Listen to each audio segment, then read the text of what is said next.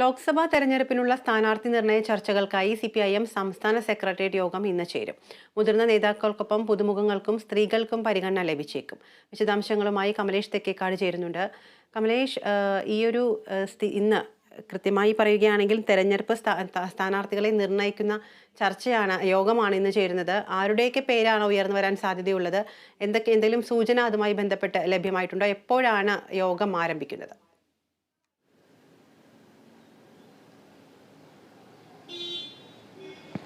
വിദ്യ യോഗം 10 മണിയോടുകൂടി തന്നെ ആരംഭിച്ചു കഴിഞ്ഞു.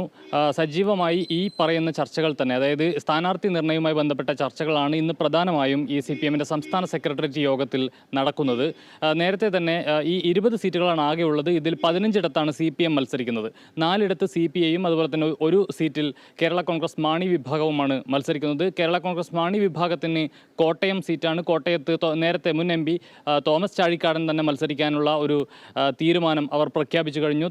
സ്ഥാനാർത്ഥിയായി തോമസ് ചാഴിക്കാടനെ പ്രഖ്യാപിക്കുന്ന ഒരു സാഹചര്യം നേരത്തെ തന്നെ ഉണ്ടായിരുന്നു. ഇനിയിപ്പോൾ CPI-യിലും ഏതാണ്ട് ഈ 4 സീറ്റുകളിൽ ആരൊക്കെ മത്സരിക്കുമെന്നത് സംബന്ധിച്ച് ഒരു ഏകദേശ ധാരണ ഉണ്ടായിട്ടുണ്ട്. നേരത്തെ തന്നെ ഈ പേരുകളെല്ലാം പുറത്തു വന്നതാണ്. തിരുവനന്തപുരത്ത് പന്ന്യൻ രവീന്ദ്രൻ, അതുപോലെ തന്നെ മാവേലിക്കരയിൽ CA അരുൺകുമാർ, അതുപോലെ തൃശ്ശൂരിൽ VS സുനിൽകുമാർ, വയനാട് മണ്ഡലത്തിൽ അതുപോലെ ആനി രാജ, ഇങ്ങനെ ഈ നിലയിൽ 4 സീറ്റുകളിലേക്ക് CPI സ്ഥാനാർത്ഥികളുടെ പേരും ഏതാണ്ട് പുറത്തു വന്നതാണ് നേരത്തെ. ഇനിയിപ്പോൾ CPM-ലാണ് സ്ഥാനാർത്ഥികളെ നിർണ്ണയിക്കാനുള്ളത്. അതിനുള്ള ചർച്ചകൾക്കാണ് ഇന്ന് തുടക്കമിടുന്നത്. പ്രാഥമിക ചർച്ചകൾ ഇന്ന് ഈ യോഗത്തിൽ നടക്കുമെന്നുള്ളതാണ്. ഇതിൽ പ്രധാനമായും ഈ കൊല്ലം സീറ്റിൽ നിരവധി പേരുകൾ ഉയർന്നു കേൾക്കുന്നുണ്ട്. നേരത്തെ ഐഷ പൊറ്റി, അതുപോലെ തന്നെ A നൗഷാദ്, ചിന്ത ജെറോം അടക്കമുള്ള ആളുകളുടെ പേരുകൾ കൊല്ലത്ത് പരിഗണിക്കുന്നുണ്ട് എന്നുള്ളതാണ്. മറ്റൊന്ന്, പത്തനംതിട്ടയിൽ ഒന്നുകിൽ തോമസ് ഐസക്കോ അല്ലെങ്കിൽ രാജു എബ്രഹാമോ മത്സരിച്ചേക്കും എന്ന ഒരു കാര്യമാണ്, ഒരു ആലോചനകളാണ് നിലവിൽ വരുന്നത്. അതുപോലെ തന്നെ ആലപ്പുഴ സീറ്റാണ് നിലവിൽ CPM-ൻ്റെ കയ്യിലുള്ള സീറ്റ്. ഇവിടെ തോമസ് ഐസക്കിനെ കൂടി പരിഗണിക്കുന്നുണ്ട് എന്നതാണ് മറ്റൊരു പ്രധാനപ്പെട്ട കാര്യം. മറ്റ് പ്രധാനപ്പെട്ട പേരുകൾ, ഈ ആറ്റിങ്ങലിൽ കടകംപള്ളി സുരേന്ദ്രൻ ഒരുപക്ഷെ സ്ഥാനാർത്ഥിയായേക്കും എന്നൊരു സാധ്യതയുണ്ട്. അല്ലെങ്കിൽ ജില്ലാ സെക്രട്ടറി V ജോയിയോ, അല്ലെങ്കിൽ DYFI നേതാവ് ഷിജു ഗാനോ ഇവിടെ സ്ഥാനാർത്ഥിയായേക്കും എന്നൊരു ചർച്ചകൾ ഉയർന്നു വരുന്നുണ്ട്.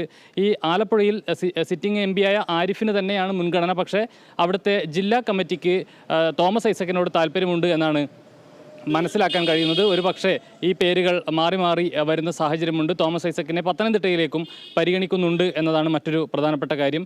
ഇതിൽ മറ്റൊരു എറണാകുളത്ത് ഒരു പൊതു സ്വതന്ത്രൻ വന്നേക്കും എന്നുള്ളതാണ് ഇപ്പോൾ നിലവിലെ ചർച്ചകൾ സൂചിപ്പിക്കുന്നത്. ഇടുക്കിയിൽ മുൻ MP കൂടിയായിട്ടുള്ള ജോയ്സ് ജോർജ് തന്നെ മത്സരിച്ചേക്കാനുള്ള സാധ്യതയും തെളിയുന്നുണ്ട്. മറ്റൊരു പ്രധാനപ്പെട്ട മണ്ഡലം എന്ന് പറയുന്നത് പാലക്കാടാണ്. ഇവിടെ M സ്വരാജിൻ്റെ പേരാണ് ഉയർന്നു കേൾക്കുന്നത്.